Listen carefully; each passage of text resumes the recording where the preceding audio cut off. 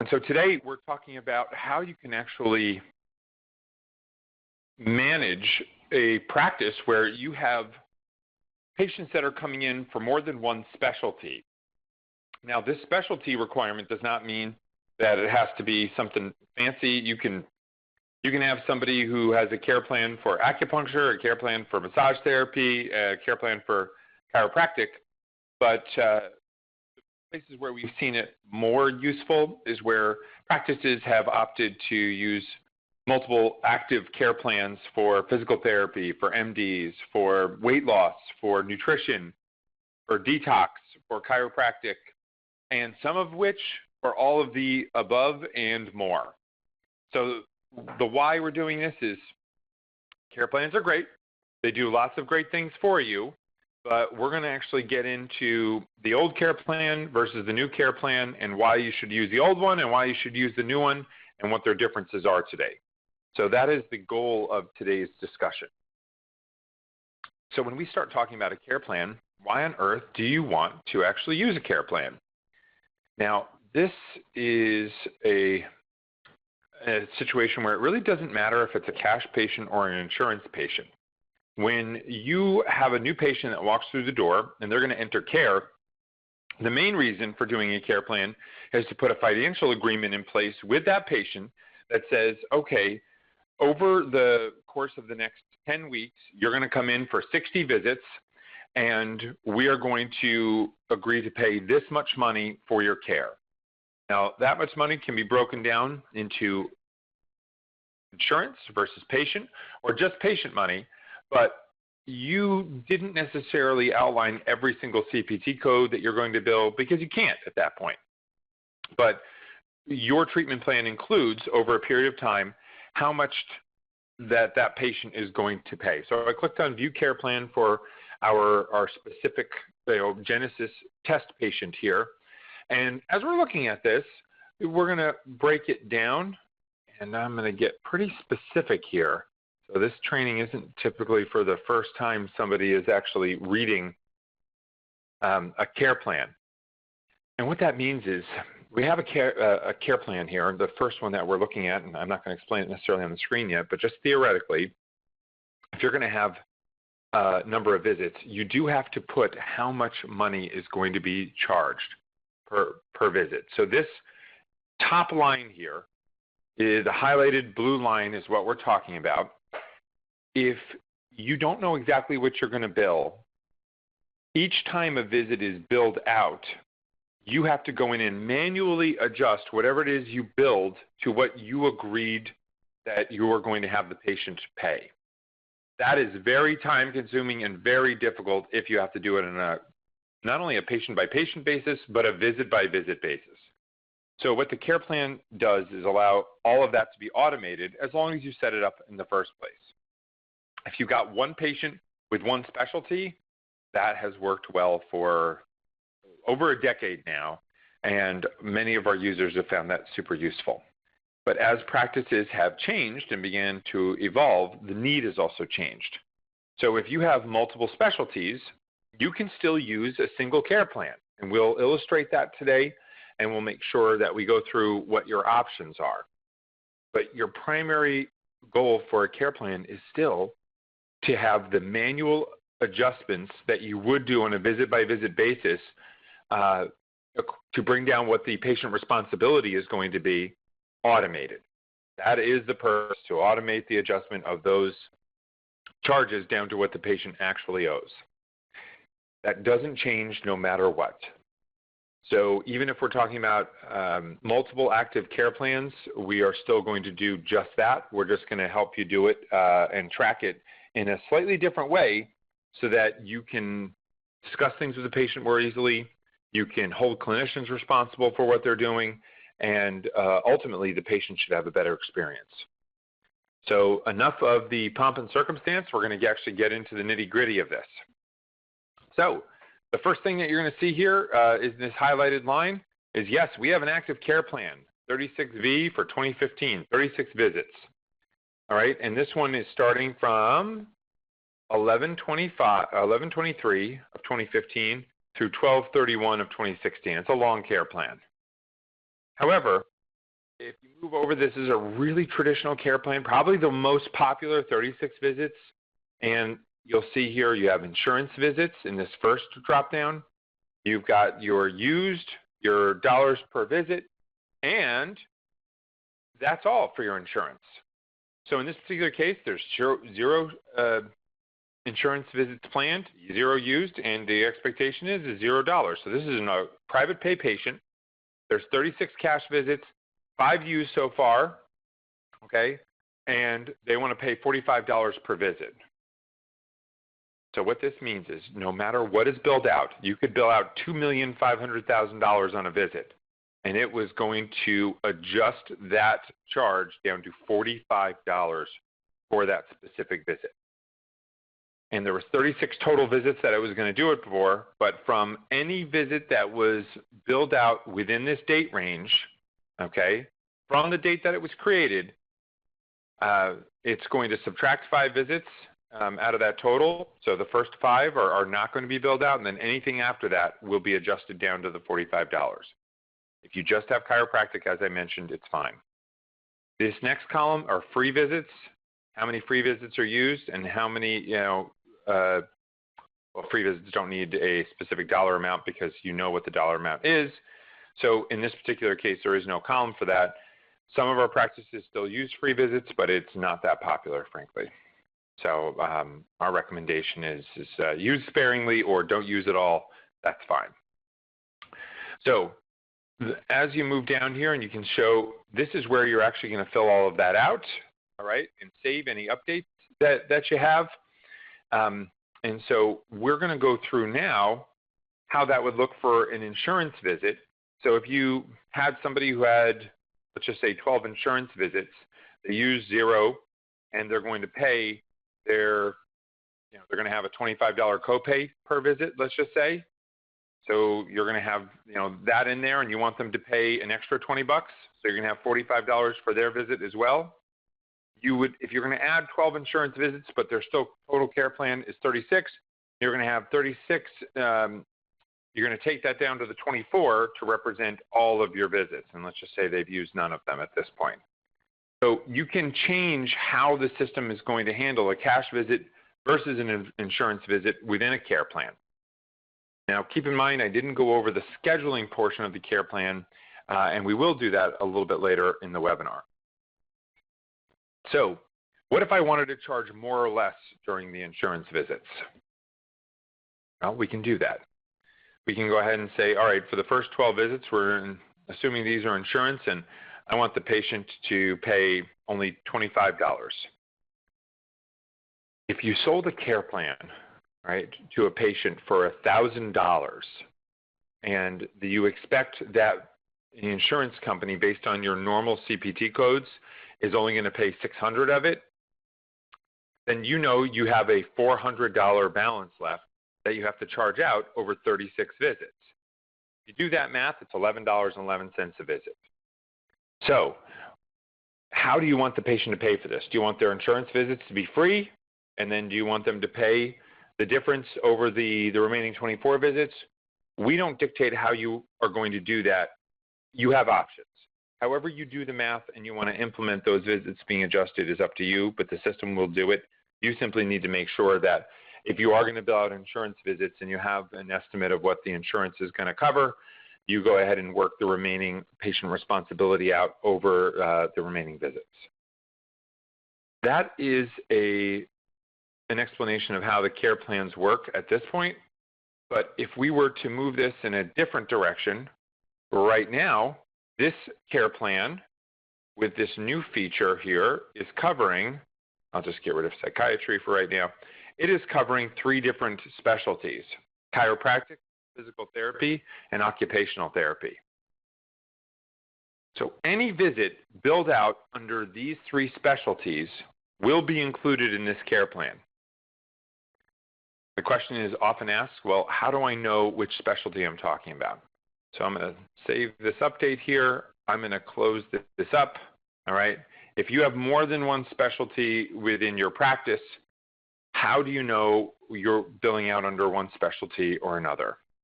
Well, each one of your schedules has to be connected to a specialty. So each time you check somebody in, it's under a specialty. If you go into your billing and EHR screen, you can change that. So certain things are automated, but if you get in here and you want to change the rendering physician, you can. If you do change this rendering physician and bill out a visit, you are going to subtract a visit off of that active care plan because it covers all specialties.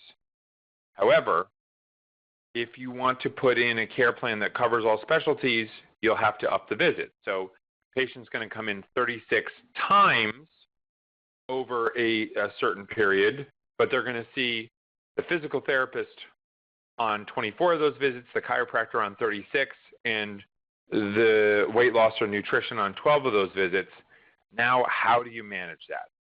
So this is really where it gets a little bit more difficult, and I'm just going to change that.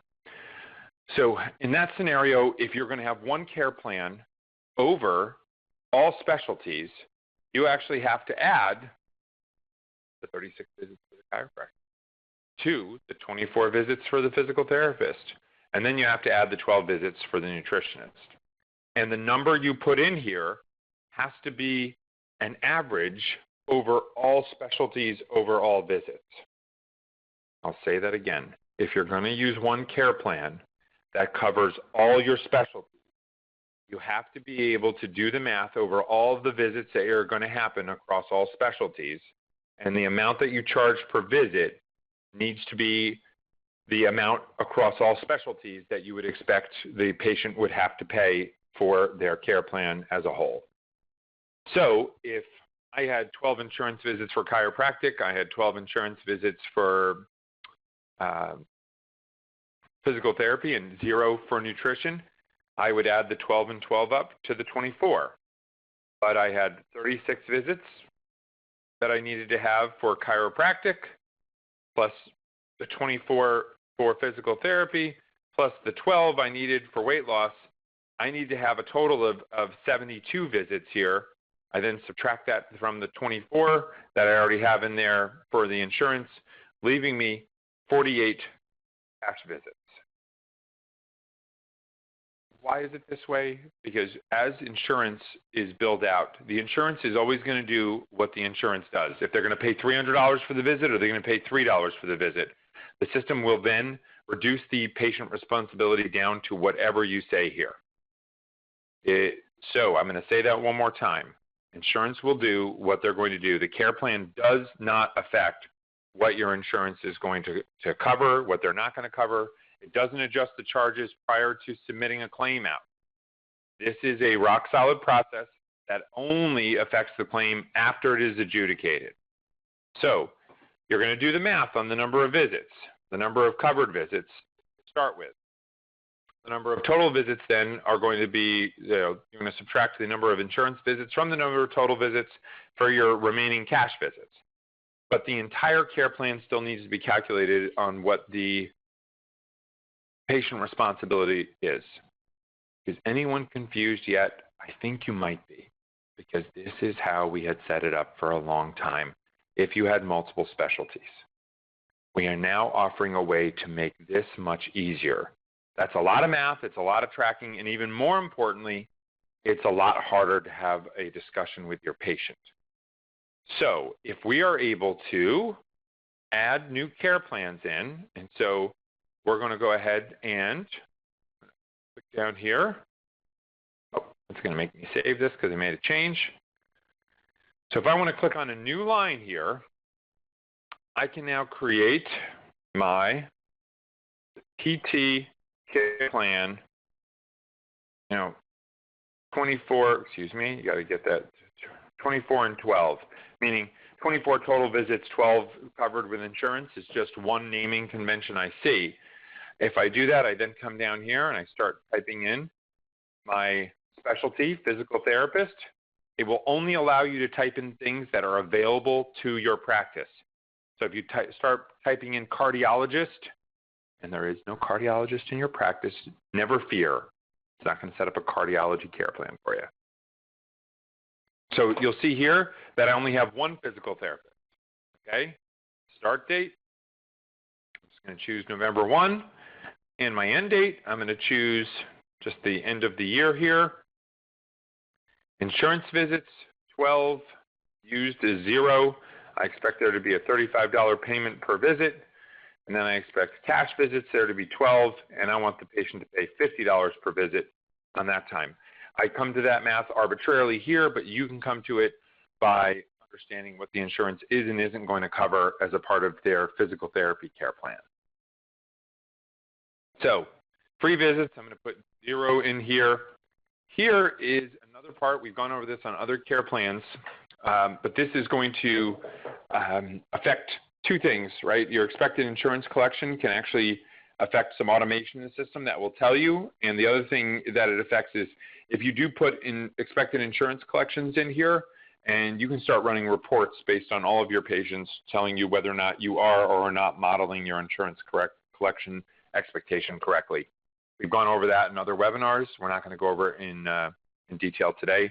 However, you can see that there is no asterisk there. You do not need to fill it out.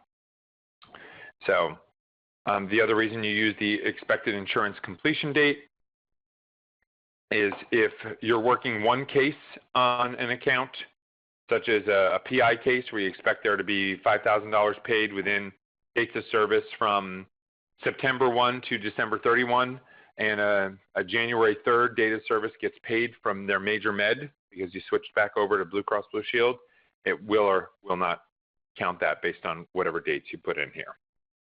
So now you've set up a physical therapy care plan. We save it. Now, under specialties, you can see that there's only physical therapy. In this particular case, when you click on that care plan, you can see that there's only this physical therapy specialty code. This care plan will only take effect when somebody in the office who bills out underneath this rendering physician is a PT. So keep in mind when you're scheduling people, as you create the schedules, you're going to do so by specialty. If you check somebody in for a visit under the chiropractic and they pick up the physical therapy visit, they have to keep in mind that they have to look at the rendering physician on those accounts. And that's located right here where you see Amy Pond. All right. So I'm going to recap for us real quick. A care plan is primarily a financial agreement. It always has been and it always will be in Genesis. You're going to create that financial agreement with the patient, and when you do that, the patient at that point knows no matter what is billed out, I'm going to pay X number of dollars, and the system is going to take whatever charge put in there and is going to automatically reduce that charge by taking the adjustment of that charge down to the patient responsibility as it's set out in the care plan. The problem we're trying to solve is instead of doing the very complex set of mathematical equations that I out there when going over how to do it in one care plan, we make it simple.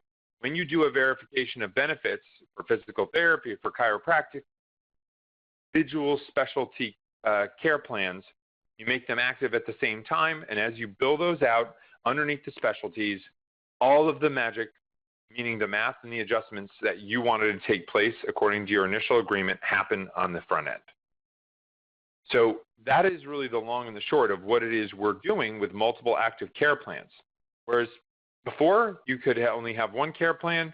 Now, you can actually have multiple active care plans, which will allow you and your practice to say set active, and now I've got 2 active care plans.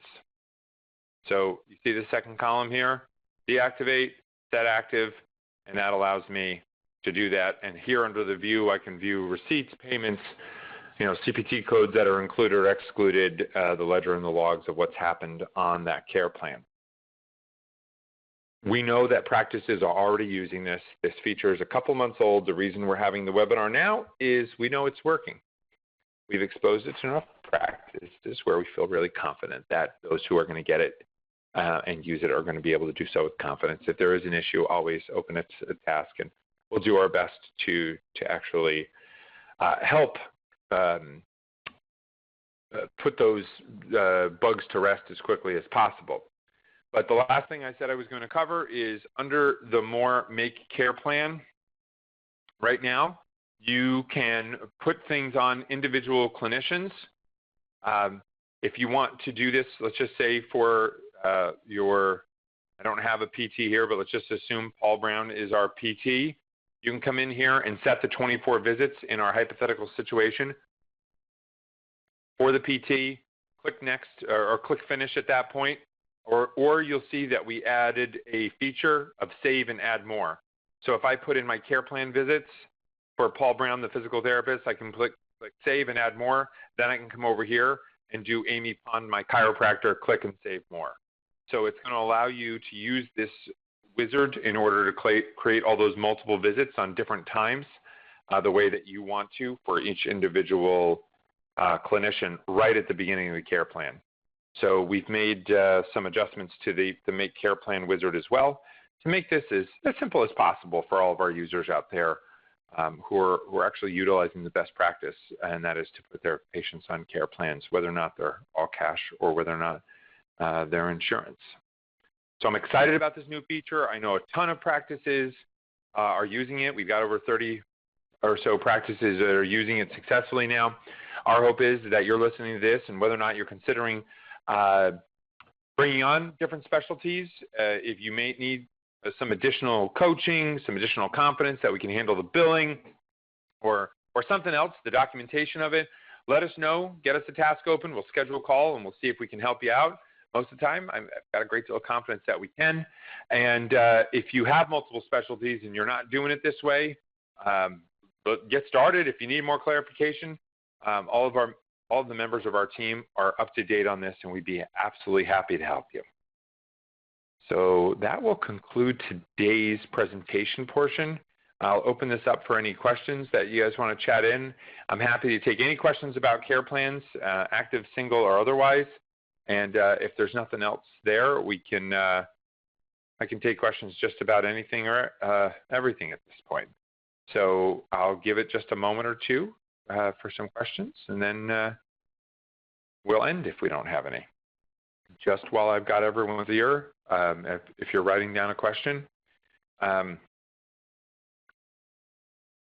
the CMS Meaningful Use Stage 3 requirements are out, and you're required to be on that EMR by the end of 2017, actually beginning of 2018 more specifically. We're looking forward to providing that and having that out, so look for updates from us on that, because just like when all of the other phases were rolled out, we'll continue to hold webinars and other training sessions to make sure you have that.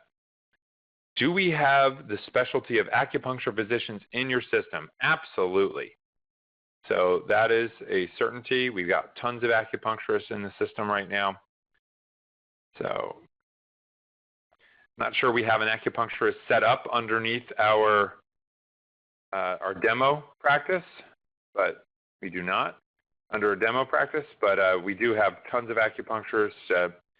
I know here in New Jersey, there are some great reimbursements coming for acupuncture, unlike other states where there are none. So, Lynn, I hopefully answered your question, but it's very popular to the tune of thousands. So, any other questions on the care plans or anything else? Lynn, you're very welcome. But if you have one provider performing multiple roles like weight loss, chiro, etc., do you need multiple specialty codes? That is a great question, Patrick. And the answer, you're not going to like the answer, is yes or no. Depends on how you want to set it up. The way I'm going to recommend it for anybody listening to this webinar, if you have one person who's doing multiple roles, set up 2 specialty codes for them. So you can set up, Brenda Smith under weight loss specialty code, which exists already. And you can set up Brenda Smith as a chiropractor, if she is one. And when you choose the rendering physician, you'll choose the right one, and they'll do it. Because the specialty code is the limiting factor for using multiple care plans. You need to have the specialty code associated with that physician in order to make them work. Patrick, let me know if that answers your question. If it doesn't, I can go into some other detail. I'm always thinking if it takes a long time to answer yes or no, it's a no. So I hope I can get some better details to you, Patrick, if that didn't help. All right. While we're waiting for Patrick, if there are any other questions, feel free to shoot them out there. Can you show us when we were billing on a travel card, how do we switch between specialty codes? The answer, Patrick, is absolutely, I can show you that. So in this particular case, I'm in the travel card. I see here Amy Pond, right? Now, Amy Pond here is not listed as a chiropractor, and she's not listed as a weight loss specialist or as a physical therapist. However, we can list her as Amy Pond chiropractor. We can list her as Dr. Adam Prescribe. This is another thing, if somebody's able to do something. We can name it out as massage therapist. So we can name this whatever you want on the travel card. So it's this drop down, and we can show you actually how to change those naming conventions to make it super obvious.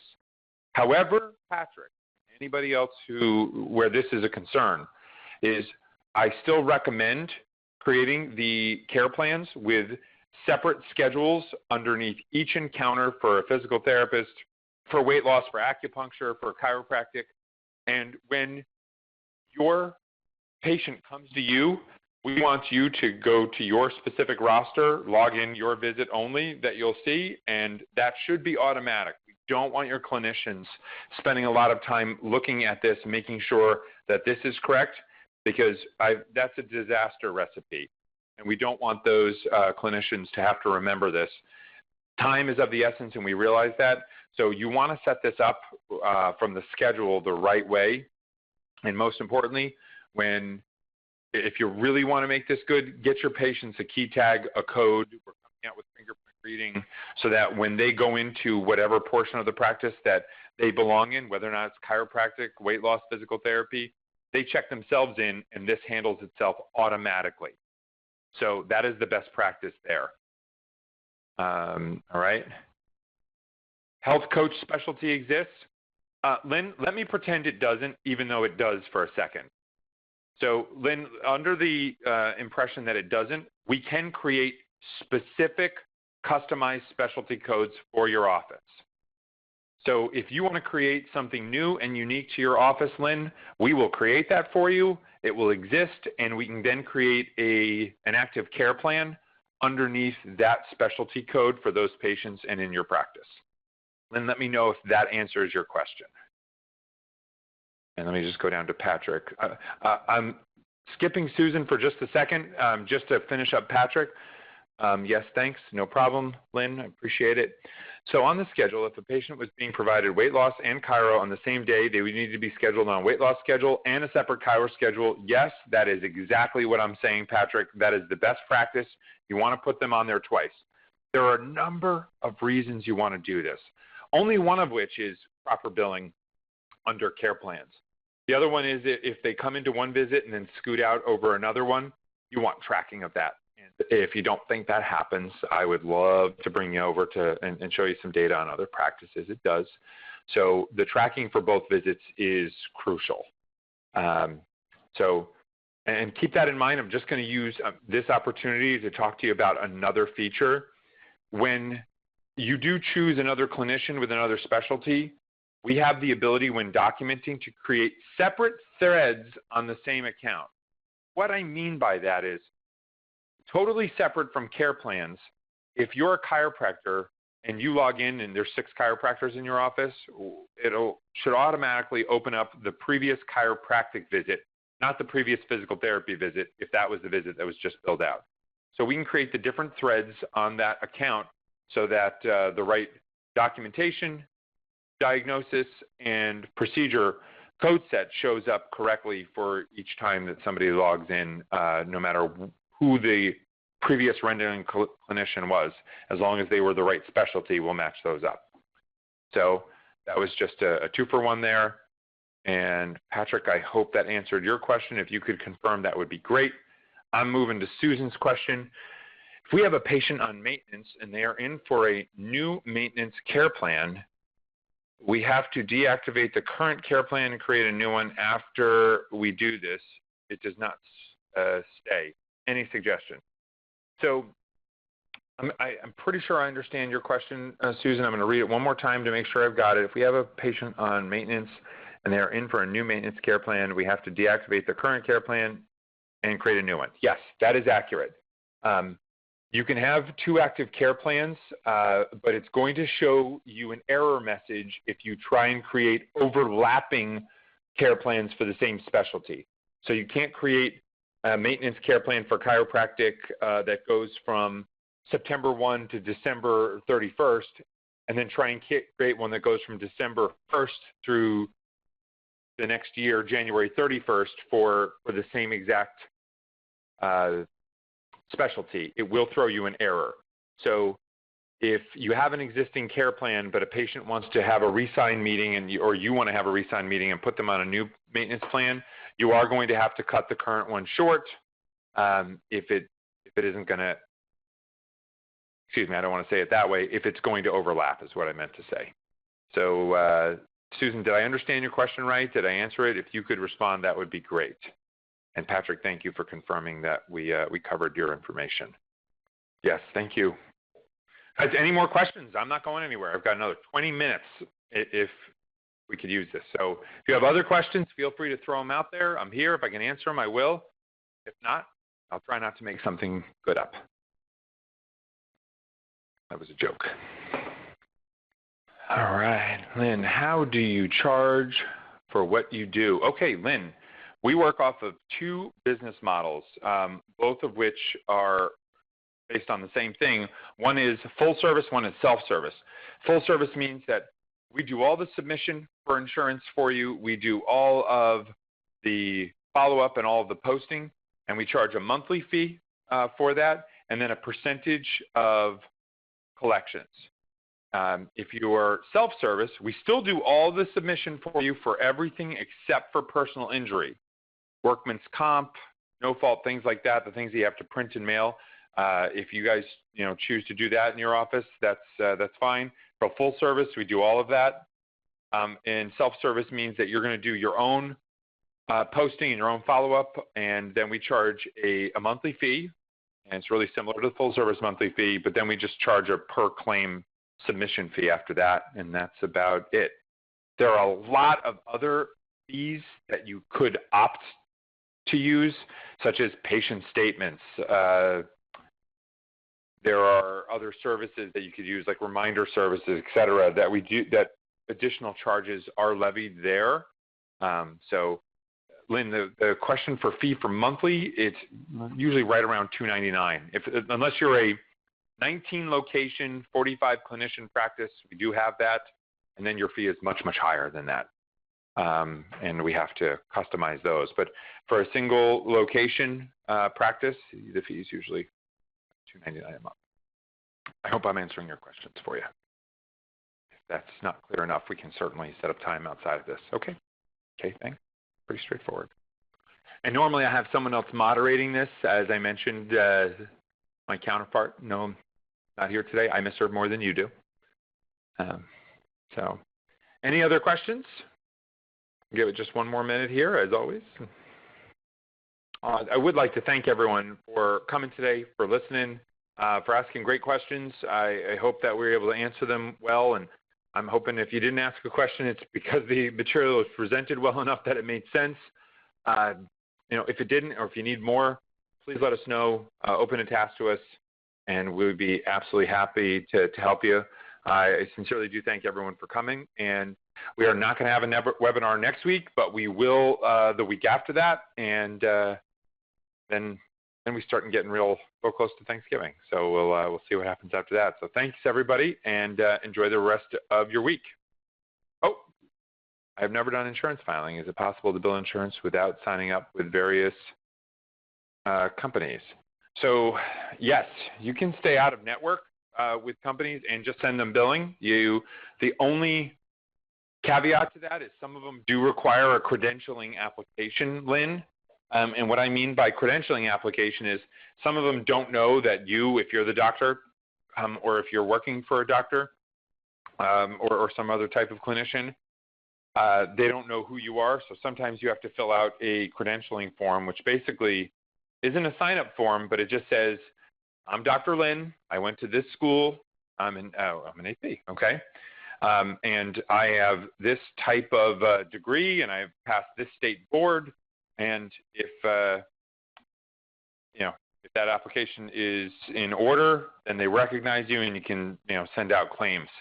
So everything else, we pretty much do that. And Florida is the state with the second most number of clients for us.